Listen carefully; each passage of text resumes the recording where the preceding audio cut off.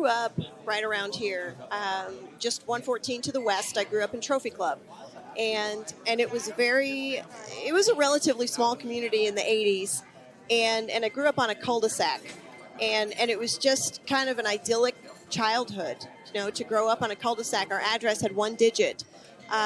It was just so quiet, and we could just I could grow up in freedom and do whatever I wanted to do. It was really amazing growing up kind of in the, I guess it wasn't quite the country, but it was deep suburbia for sure. But yeah, I grew up right here. I went to Northwest High School.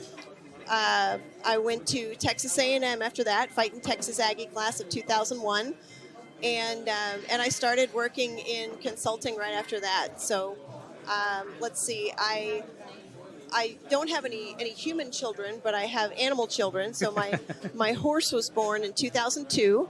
She's an '02 model, so she's 20 this year, and had 3 cats and a great guy. And really, just growing up in the suburbs was just, it kind of made me who I am, just based on the people that I grew up around, our family friends, and our neighborhood culture that we had there.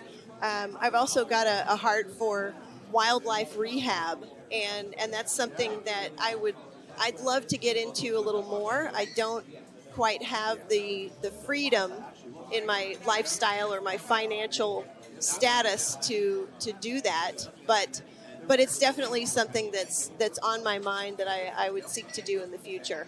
And that again comes from one of the ladies on our block who she would rescue things, whether it was a raccoon or an egret, and I just took that with me the rest of my life. And I've had wild animals in my house and rehabbed multiple baby squirrels, and it's just part of my life. People call me the squirrel lady. The squirrel lady. Yeah. Do you think whenever your term as ACG president is over, that might be a little something you can expand into?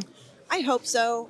There's another board that I'm also on, and it is through my degree at Texas A&M University, and it's the Bioenvironmental Sciences Professional Board. So I'm going really from one term into another, and those are 2-year terms. And what we do is consult with the professors in that degree plan on the curriculum, engage the existing students that are in the program, help them transition to full-time jobs, because as college students, you don't know what that is. You don't know how to do that.